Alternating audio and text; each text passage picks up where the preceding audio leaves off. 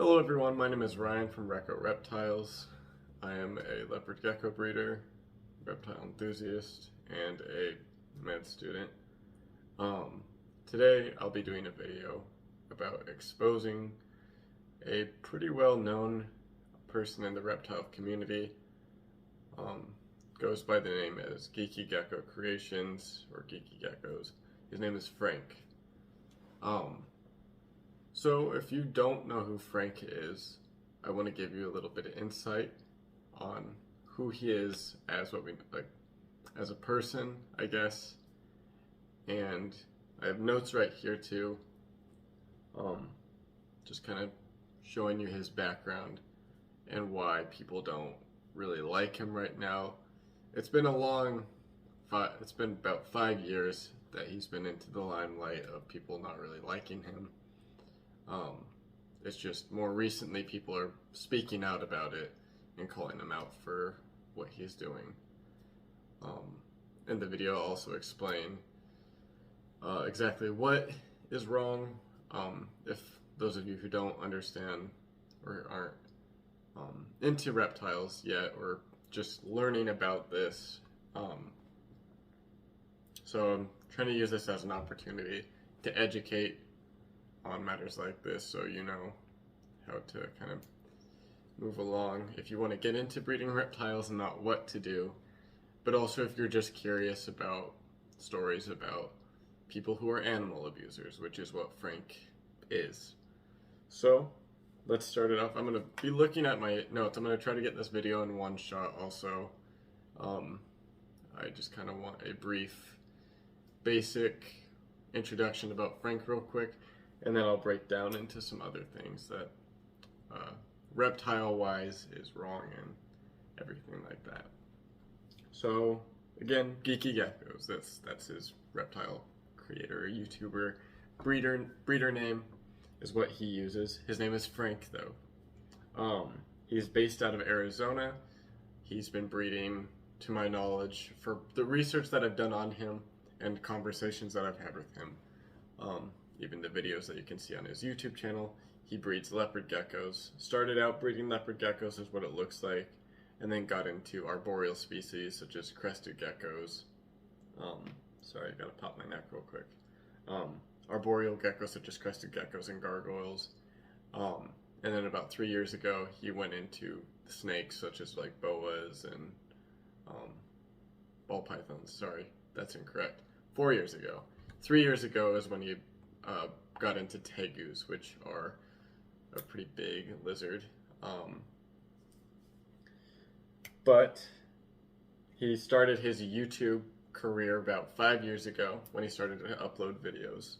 And his first videos were on leopard geckos, showing his projects, what he was working. In the beginning, it was a great start for someone who wants to do YouTube and wants to educate, but also wants to kind of show what he's doing with geckos. That's something as we, people who are interested in reptiles and or someone who has a hobby wants to share it on the internet or, make content on it. And that's really cool. That's a really cool thing to want to do and get involved with. I like doing that. That's what I do. I don't post as much. I used to do a lot of videos and that whole channel got kind of taken down. But don't have as much time now, being full-time work and student. But to kind of get into the whole why people don't like Frank. At first it started out pretty well. It looked like he was someone who wanted to start off, actually genuinely caring about animals, as most people do. They usually care about their animals that they have, and if you want to get into breeding reptiles or animals in general, you're still going to want to care for that animal because it's not an object and you can't see it as an object. It's still a living creature and you need to kind of acknowledge that, give it some level of respect. I can't comprehend why people don't have that. I don't have the answer for that either. But what started this whole thing was that a big part of his issue with the reptile community is that recently he posted he's been doing live streams, and in these live streams he's been giving false information about genetics, history on animals, which that's fine.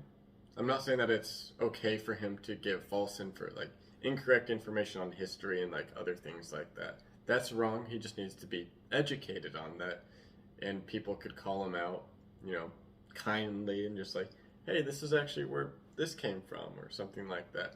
Being polite about it is what a lot of these people started in the beginning when Frank started to give this type of information out, and just like project wise, and like people try to guide him into there's specific genetic traits that you shouldn't work with because it has health problems, and there's been studies on them, scientific actual like research papers are on these animals saying that you should not breed them, and Frank bred them. So people warned him. He went in it thinking he's like, oh, I can fix it. And there's so many papers, so many doctors have like, yeah, this there's no cure to it. You just can't fix it. And they've tried it themselves, not only them trying it, but they've also like broken down with like sequencing and everything, like, yeah, this can't. Like biologically, that's impossible.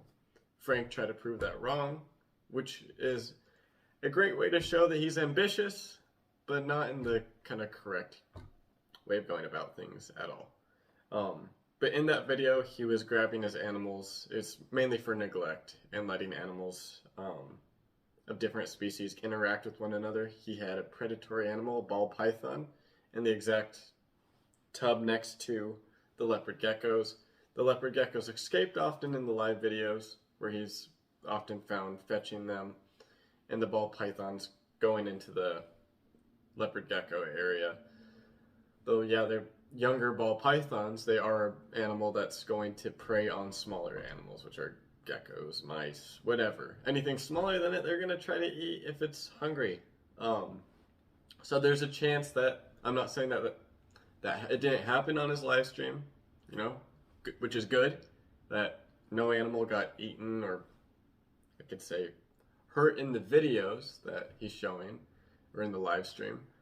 But it was showing neglectful acts with him letting an animal escape and everything like that, and turning around and being focused more on how many people he had in a live stream. I understand it's okay to be excited about how many people you're having on the stream and everything like that. I can understand that.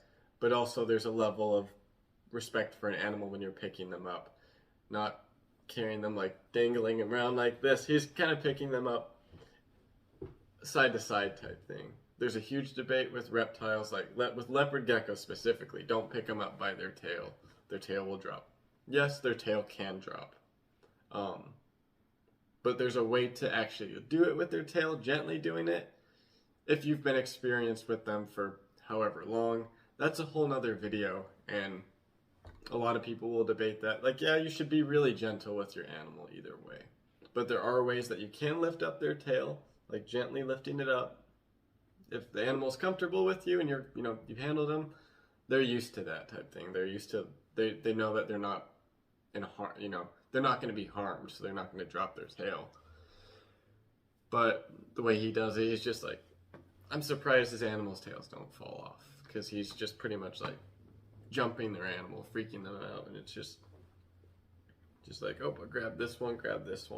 He's like juggling animals. It's not the smartest thing to do when you're trying to focus on things like that. So a lot of people didn't like that, and were claiming it to be animal negligence and everything like that. But when looking back at the notes, I broke down when he started, got into the creation of videos, which was about 5 years ago. So fast forward to today, there's that with his live streams that people don't like. But a big thing that people do not like about him is that he works with Lemon Frost. He says that he does not work with Lemon Frost anymore, which is false, because he still does a project called The Frost. It's a outcross with like Turkmenicus and Lemon Frost. Outcross. He's breeding Lemon Frost, which is a genetic trait with leopard geckos that produces that it's genetically linked to melanoma cancer. Um, I'm, pardon me, I have something in my eye. I don't mean to like boast into anything. I am an oncology student, which is cancer research. And this is actually an animal that I've written papers on, turned in to actual oncologists, and like things that I'm trying to, converse with, because it's an interest of mine with reptiles. I try to relate it to something that I'm going into. I've talked to multiple actual oncologists that have their doctorate in it. Also geneticists though too, because I really like genetics. And then talking with them, genetic melanoma cancer that is targeting like the hypomelanistic, or the hypomelanin in the animal, not the melanin, but the hypoine, so the bright colors, things that intensify colors.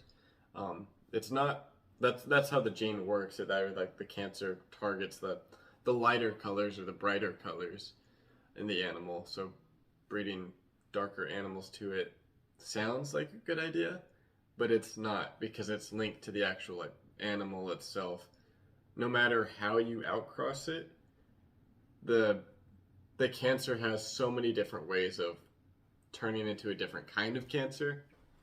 And the fact that it's a pretty rapid case of it in these animals, like how fast it just like pops up and how life-threatening it is. There's been a lot of studies on it, and a lot of other biologists in that biology field just like breaking down like outcrossing this is not going to fix it. It cannot be fixed if it's linked to, the way it's set up genetically. There's no technical cure for it, except for like cutting it out type thing, but that doesn't cure it. That's treating it. That's just removing the mass. That's not increasing the animal's longevity and everything like that.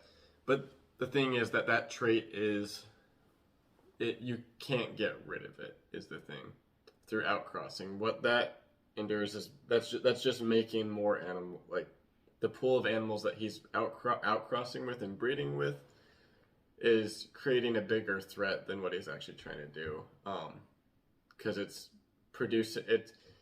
increasing the odds of animals producing new forms of cancer and different genetic traits that don't have problems and that he's breeding to. So he's selling these animals, not labeling that they've been bred with lemon frost, and selling that to people. So now in the market part, there's a lot of animals that can get sick now with cancer, and a lot of people aren't going to know, like, hey, what happened to my animal? It could turn into blood cancer or whatever. It can turn into pretty much any form of cancer, and it can be dormant. There are dormant forms of cancer. A lot of cancer is dormant. But then it can also, just like with stress and everything like that, from like shipping something, any kind of stress can just activate that and reactivate things. And like anything like that that's genetically linked diseases can just reawaken from stress. And it could be really minor things. So what he's doing with outcrossing this whole project, trying to make these cleaning up the lemon frost is what his goal is, to make it non-cancer, cannot work. And that has been known for about maybe like 7-8 years, since it was like 2 years after the morph was released. But there was a large time period where people were curious about it and breeding it.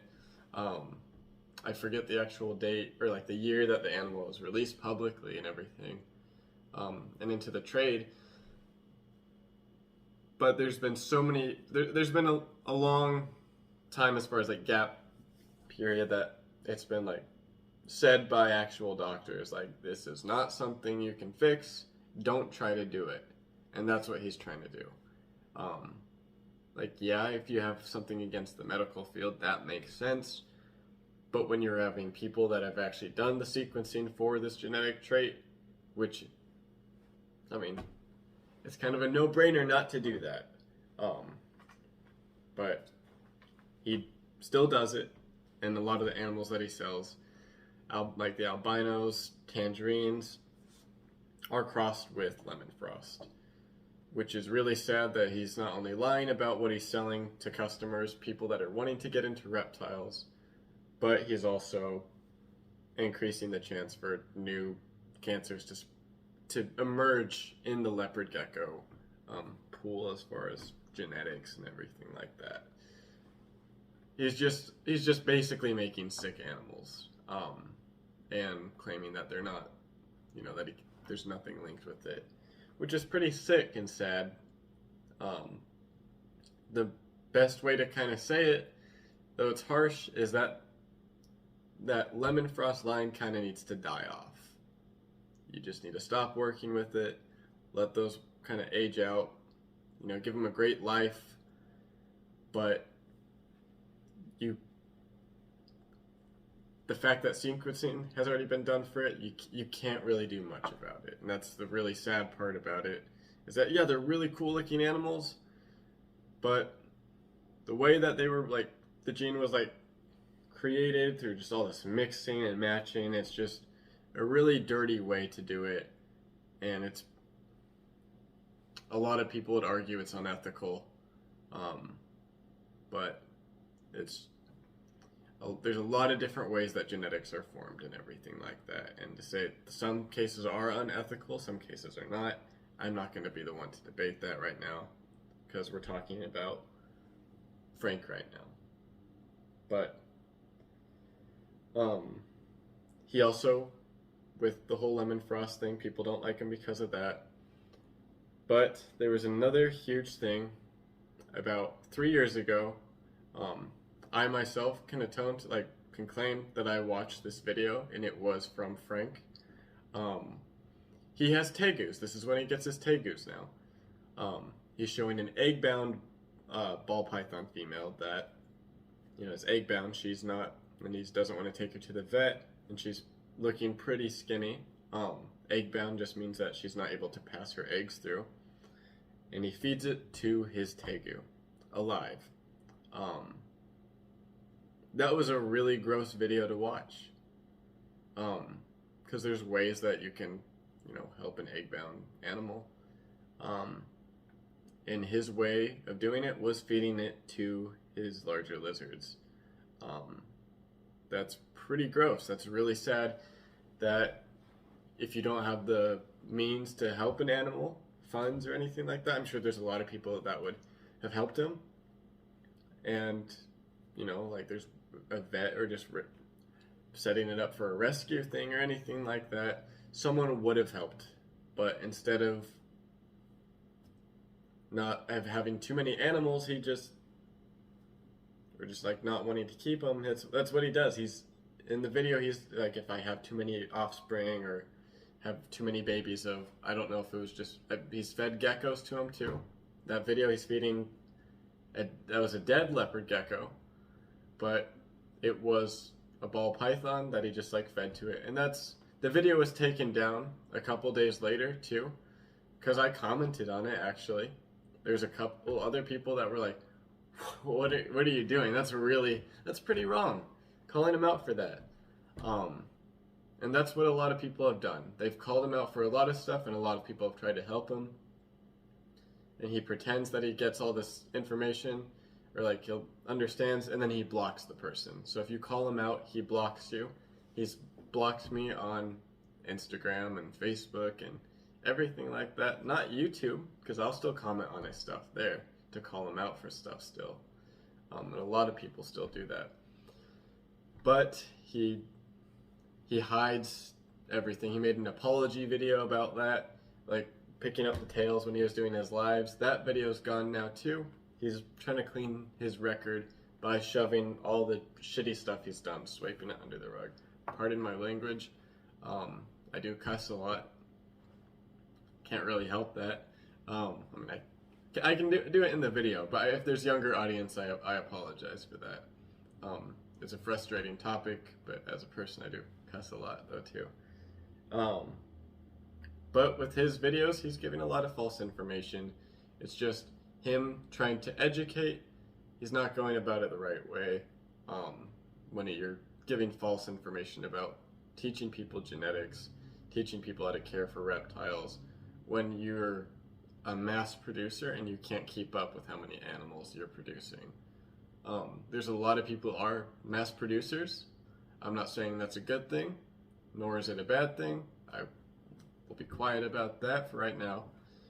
But usually people who produce more animals have a wholesale. And wholesale, like that's pet stores and everything like that. Smaller breeders will take in animals, like at reptile expos. A lot of reptile expos have wholesale animals. So that's kind of how it goes. That's how the pet trade and industry kind of works, that there are breeders out there who do this full time. And they, to make, you know, their means, they do have to wholesale. But he has so many animals stacked in these tiny little deli cups with a room that's heated up, which is not how they get their heat. They get heat through their belly. That's how they're able to. The leopard geckos at least get their heat from their belly. Usually ball pythons have belly heat though too, and back heat. But when he can't keep them and everything like that, there's been a lot of people in Arizona who go to expos with him, who have conversations with him, people who have worked with him and for him, claim that he's releasing animals in Arizona. So he's making like his own little ecosystem of leopard geckos and who else knows what, some other reptiles, which for the environment is really, really bad and get fined big time for that. He's he's like playing God essentially. Now he's trying to introduce something that's not supposed to be there, and it's going to kill off everything that's there. He's going to mess up an ecosystem. So that's another thing why people don't like him. More so with education, this is more so for like reptile breeders and that are petty about it. Not only petty, but just like people who, how genetics are like named and everything like that. He has a project that's called Bumblebee. Like, yeah, there's 2 different projects out there that are called Bumblebee. One's an Enigma cross, which is a genetic trait people don't mess with anymore because it has crazy neurological issues. But it's also a bold, what's that, lavender bold line that's from Europe. That's not, it's kind of died off because it didn't get picked up. But it was a pretty well known as far as like look wise. It was different. That's when people like name their lines, their line bred animals. That's why they name them, so because they look different. Bumblebee is a hyperxanthic Afghan, saying that there's no hyperxanthic animals out there that look this color. You can literally just Google, or the creator of them. The hyperxanthic was made from JMG Reptiles. Dude has the craziest looking animals that look 10 times better than these. Like, yeah, fit, like if you're one of those people that like brighter animals and everything like that, or color wise and everything like that, there's people out there that not only the creator of that hyperxanthic genetic, you know, that whole line or whatever, having animals that kind of outdo that, and he's just trying to put a name on it so he can get some market. So that's the same thing with this werewolf project, which is just a Max Snow Black Knight. Cool name, gotta admit it's a cool name, but it's putting names out there. It just kind of ruins people when they try to get in, because they're like, have all these different names, and they're like, they're not actual the genetic names for or like what they list on them. And then there's the koi, which is just tremper stuff. That's an albino tangerine with like white pigment. A lot of albinos will look like that. It's nothing too special. So putting a name on it is kind of weird. But you know, I have projects myself that I name, but I keep that to myself because it's like projects that I'm line breeding that could potentially look like something that is their own. But I've been breeding that line for like 5 years straight now, and it's just like, that looks different, but I'm not gonna come out and just like, hey, this is brand new name, ta-da. I'm not gonna do that yet until I can prove its genetic trait and everything like that, and explain what it is, where it came from. Because if you can't at least do that and show the history, how you built that thing, like, you can make little nicknames for it. That's cool, but like, don't when you sell it, don't release it that way because it just confuses the market and then it ruins and people up their prices. Reptile market right now is pretty awful. It's pretty bad. Every animal costs like a paycheck right now, so it's pretty crazy. Um, Another big thing about Frank is that he's banned from a lot of big time reptile expos, which are ones that are notorious for having really cool people there, really awesome experiences, and he's banned from them. He can't go in and he can't sell animals. And to do that, to be banned from like the bigger ones, because there's a ton of people there, is a pretty big deal. So being banned from a whole community essentially, because how unethical he is, speaks out a lot. And a really sad thing is that there's a lot of cool content creators out there that do amazing content that are super educational and teach people a lot of awesome things, who have filmed Frank and use him as an example to talk about reptiles and show off his animals. Like, yeah, he has nice looking animals. He didn't produce it though. He bought it from another person and is just reselling it, putting his name on it. Not showing any credit, but a lot of his animals are, he says lemon frost there, and he's like, check out this lemon frost. This thing has cancer, but it's cool. It's like, wow, that's really what we want to show people. And it's not something that we want to show the people who are interested in reptiles, really, because like you're showing an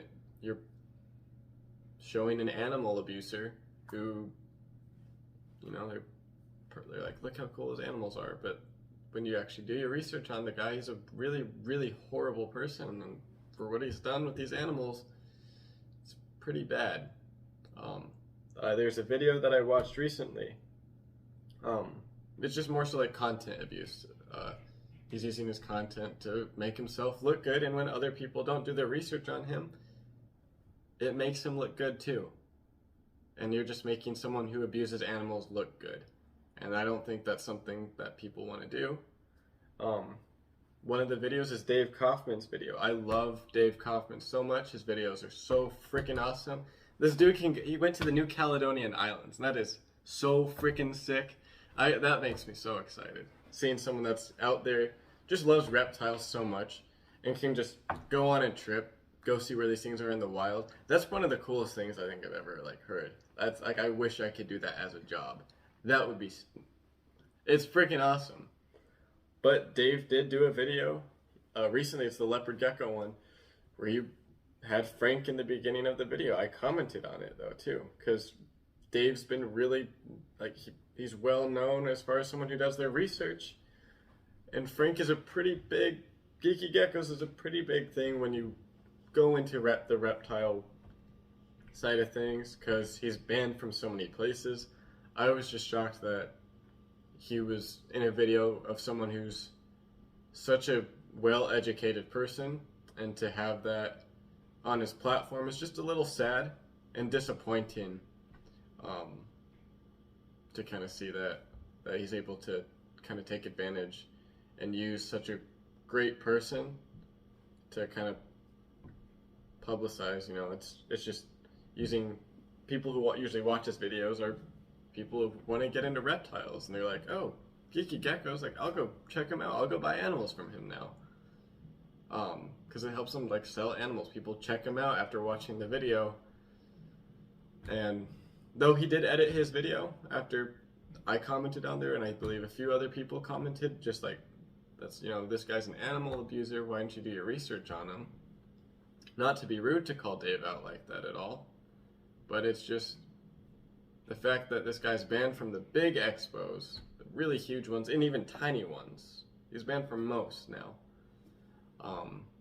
You know, it's just like, this guy's bad. You're just trying to warn him.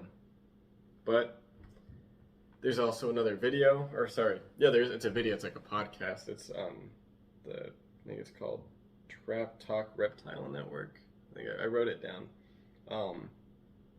Seth from Huff's Herps, though, who's a leopard gecko and African fat-tailed gecko breeder, is on there talking about Frank and what he did wrong and what he does wrong. And that's actually pretty cool that someone in our community has talked about him publicly, besides like smaller breeders or anything. Not a lot of big people don't call him out. Well-known breeders that are like huge don't call Frank out, which would be helpful to like warn people like, hey, don't be like this guy, just as an example. But Seth did a really good job on explaining how there's breeders like himself, myself, a lot of other people try to help Frank when he got started, and he didn't want to listen. So that's where the video will wrap up. That's who Frank from Geeky Geckos is. He's not a reptile breeder. He's not in the reptile community. Frank from Geeky Geckos is an animal abuser. Thank you for watching. I'll be doing more content hopefully here soon. It's kind of hard though when my life is, I kind of sold my soul to pre-med, so I don't have a lot of time for myself and for other people. I'm pretty busy. But I do like making content, and I really do like reptiles and animals in general. Really passionate about them, and I think ethics and everything like that should be vocalized a lot. So I hope you have a really good day. Thank you for watching this video, and I hope you learned something from this. If this if this gets you to breeding reptiles, that's great. If that gets you to advocate for animal care and everything like that, that'd be awesome too. Breeding animals and having the community with people who care for animals and want them to do well, and people who breed reptiles, to have those two groups unite would be a cool thing to do. So yeah, thank you for watching, and I hope you enjoyed the video. Have a good one.